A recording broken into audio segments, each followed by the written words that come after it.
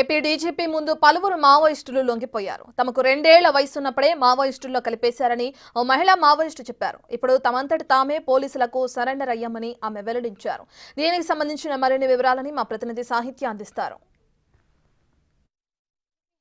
గుప్తా ఆధ్వర్యంలో అయితే కనుక ఇవాళ మావోయిస్టులు అందరూ కూడా 13 మంది ఏకంగా వాళ్ళందరూ వచ్చి లొంగిపోయిన పరిస్థితి ఉంది. ఒకసారి విజువల్స్ లో చూడొచ్చు. వీళ్ళందరినీ కూడా లంచ్ కి తీసుకెళ్తున్న పరిస్థితి అయితే ఉంది. వీళ్ళందరూ స్వయంగా డీజీపీ ఆఫీస్ కి వచ్చి కూడా ఇక్కడ ఏదైతే విజయవాడలో కమిషనరేట్ ఆఫీస్ ఉంటుందో పోలీస్ ఆఫీస్ ఇక్కడికి వచ్చి వాళ్ళందరూ లొంగిపోయిన పరిస్థితి. వీళ్ళందరూ కూడా పెనమలూరు ఆ ప్రాంతం నుంచి కూడా వచ్చినట్టుగా కూడా మనకి సమాచారం అంతా ఉంది. అయితే వాళ్ళలో కొంతమందితో మాట్లాడించే ప్రయత్నం చేద్దాం. అమ్మ, మిమ్మల్ని మీరంతటా మీరు స్వయంగా లొంగిపోవడానికి అంటే మీ అంతటా మీరే స్వయంగా లొంగిపోయారా వచ్చి?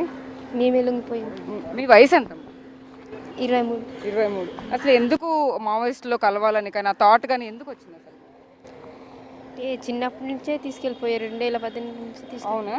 అక్కడ ఏ నేర్పించేవాళ్ళు? అంటే మీకు ఎలాంటివి చెప్పేవాళ్ళు?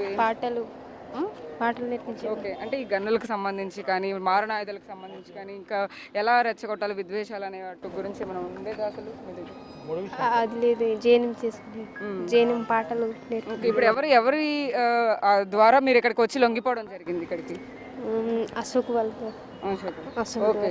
ఏమన్నారు అంటే పోలీసులు మాట్లాడారా మీతో? మీకు ఒక టీషర్ట్ కూడా ఇచ్చారు. ఏంటిది? ఇది ఒకసారి ఓపెన్ చేయండి. ఇది టీషర్ట్ ఏమనుంది? ఒకసారి ఓపెన్ చేయండి టీషర్ట్ ఒకసారి. అంటే వాళ్ళందరికీ కూడా టీషర్ట్ ఇచ్చారు.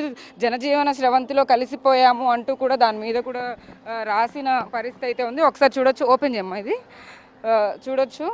అయితే దీనికి సంబంధించి కూడా ఒక్కసారి మనం చాలా ఇటు సో ఇలా టీషర్ట్ని వేసి కూడా వాళ్ళందరికీ కూడా జనజీవన స్రవంతులు అంటే ఇప్పుడు నెక్స్ట్ ఏంటి తర్వాత ఫ్యూచర్లో ఏం చేయబోతుంది? సో చూడొచ్చు. వాళ్ళందరినీ కూడా ఒక దగ్గరికి అయితే తీసుకెళ్లే ప్రయత్నం అయితే చేస్తూ ఉన్నారు. ప్రజెంట్ వాళ్ళు చిన్న వయసు నుంచే కూడా మావోయిస్ట్లో కలిసిపోయాము అంటూ కూడా చెప్తూ ఉన్నారు. అక్కడికి వెళ్ళిన తర్వాత ఏమేమి నేర్పించేవాళ్ళు, ఏం చేసేవాళ్ళు అని అంటే కూడా అక్కడ పాఠాలు నేర్పించారని కూడా చెప్తుంది ఆవిడ.